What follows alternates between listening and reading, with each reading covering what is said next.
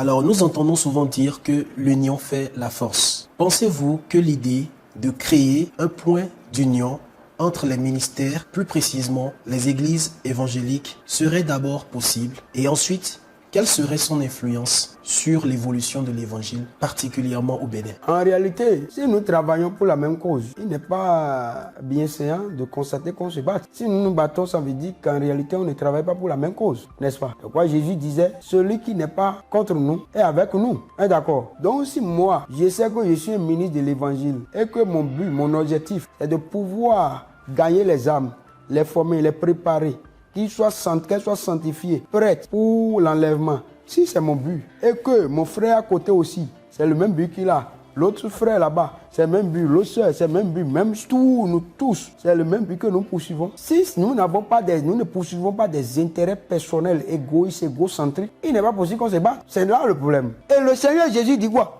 Mais attendez, on doit être unis. Si on n'est pas unis, mais la division c'est une âme du diable, n'est-ce pas? Le diable, si on n'est pas unis, la Bible dit que deux va mieux qu'un, n'est-ce pas? Allons voir dans Ecclésiaste. Ecclésiaste 9, elle lit dans Ecclésiaste 4, Ecclésiaste 4, verset 9. Qu'est-ce qu'il dit ici? Il dit deux va mieux qu'un. Parce qu'il retire un bon salaire de leur travail. C'est clair. Car s'il tombe, l'un relève son compagnon, même malheur à celui qui est seul et qui tombe sans avoir un second pour le relever. C'est clair. Donc, et il dit, verset 12, et si quelqu'un est plus fort qu'un seul, les deux peuvent lui résister.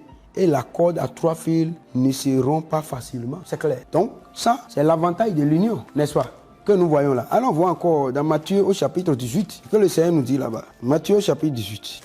Il dit, je vous le dis en vérité, verset 18, tout ce que vous lierez sur la terre sera lié dans le ciel. Et tout ce que vous délierez sur la terre sera délié au ciel. Verset 19, maintenant il dit, je vous le dis encore, que si deux d'entre vous s'accordent sur la terre pour demander une chose quelconque, elle les sera accordée par mon Père qui est dans les cieux. Donc, l'union, Dieu nous montre par là que l'union fait la force, n'est-ce pas? Et le monde aussi sait que l'union fait la force. Pourquoi? C'est nous, on se dit enfants de Dieu, on poursuit, on est serviteur de Dieu.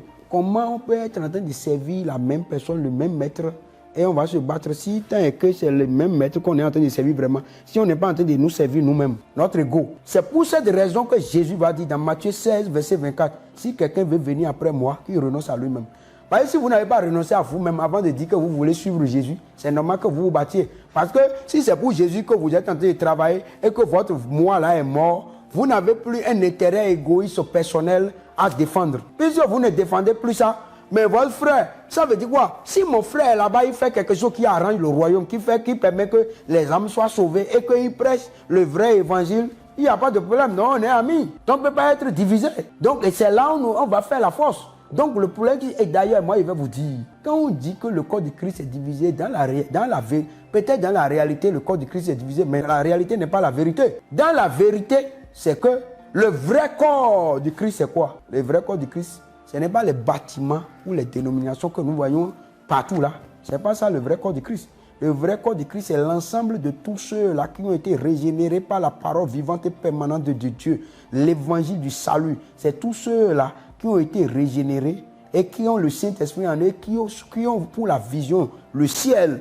Et ils savent qu'ils sont des pèlerins, des voyageurs sur la terre. Ils n'ont pas de cité permanente ici-bas. Les cités se trouvent au ciel, comme les Abraham, comme les Moïse. La Bible dit que ce Moïse-là, il voyait comme voyant l'invisible. Parce qu'il voyait les trésors. Il a refusé d'être appelé fils de la fille de Pharaon. Parce qu'il voyait les trésors de l'Égypte comme...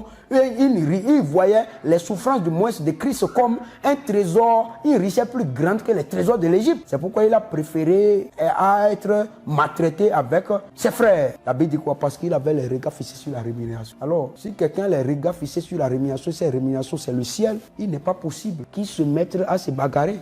Si nous avons donc... Qu'est-ce qui se passe? Tous ceux-là, c'est tous ceux-là en réalité qui constituent, c'est l'ensemble de ceux-là qui constituent le corps de Christ. Et moi, je vous garantis que tous ceux-là, ils sont unis. Pourquoi? Moi, j'ai voyagé à plusieurs pays dans le monde, même au Bénin, partout. Toutes les fois où moi, je rencontre un vrai enfant de Dieu, quelqu'un qui est né de nouveau, qui veut aller au ciel, quoi qu'en soit sa dénomination. Les questions fondamentales, la doctrine biblique, on est toujours tous d'accord. Parce que le Saint-Esprit ne veut pas se contredire. Mais il dit dans 1 Corinthiens au chapitre 2, qu'est-ce qu'il dit? Verset 1, il dit, lesquels en effet des hommes connaissent les choses de l'homme si ce n'est l'esprit de l'homme qui est en lui. Il dit de même, personne ne connaît les choses de Dieu si ce n'est l'esprit de Dieu qui est en lui. Il dit, oh, nous n'avons pas reçu l'esprit qui vient du monde, mais l'esprit qui vient de Dieu, afin que nous connaissions les choses de Dieu que Dieu nous a données par sa grâce. Il dit, l'homme animal ne reçoit pas les choses de Dieu, car elles sont une folie pour lui. Mais l'homme spirituel les reçoit. Il dit quoi? Il dit, nous en parlons, non avec un langage qu'enseigne la sagesse du monde, la sagesse humaine, mais employant un langage spirituel pour les choses spirituelles. Lorsque c'est pas, nous sommes dans le même esprit, et que nous avons le même, nous sommes sauvés, que nous voulons aller au ciel tous, il n'est pas possible qu'on se batte et qu'on soit divisé. Donc le vrai corps de Christ est uni et sera davantage uni. Donc l'objectif aujourd'hui, nous pensons que si le vrai corps de Christ, nous parlons le même langage et que nous avons le même but, on doit être unis pour être plus fort. Donc la nécessité, lorsque nous serons vraiment unis, qu'est-ce qui va se passer? Paul dit quoi? Dans 1 Corinthiens 3, les gens disent que oh, moi je suis de Paul, l'autre dit que moi je suis d'Apollo, tout ça. Mais il dit, mais attends, est-ce que Christ a été divisé? Alors, il dit Paul a planté, Apollo a arrosé, mais c'est Dieu qui fait croître. Ça veut dire que si nous sommes tous dans le même esprit, regarde, il y a plusieurs, c'est le même esprit, mais diverses manifestations. Des dons, vous comprenez? Donc, moi, Dieu a mis en moi des dons. Dieu a mis dans mon frère d'autres dons. Donc, la diversité de ministères. Lorsque quelqu'un va là-bas, il prêche l'évangile, l'autre vient, qu'il le laisse à un autre, il va l'enseigner et il sera édifié. Donc, nous allons édifier le corps de Christ ensemble. Et l'évangile va évoluer très rapidement. C'est l'avantage. Mais quand chacun va créer sa boutique, il va dire que ça c'est ma boutique, il va venir prendre mes clients. Alors donc ça veut dire que c'est sur ses clients et non les âmes que Jésus veut gagner. C'est ça qui fait qu'il y a la division. Vous comprenez? Donc au jour d'aujourd'hui, nous avons la nécessité, c'est nécessaire de pouvoir parvenir dans l'union. Normalement c'est pas quelque chose qu'on va dire, il faut qu'on soit unis, non. On devrait l'être, donc c'est nécessaire. Jésus a dit, il dit clairement, c'est quand on sera ensemble qu'on saura vraiment que nous sommes ses disciples. Parce qu'on ne peut pas dire qu'on s'aime. Il dit si vous vous aimez les uns les autres, le monde saura que vous êtes mes disciples, n'est-ce pas? Comment on peut dire qu'on s'aime mais on n'est pas ensemble?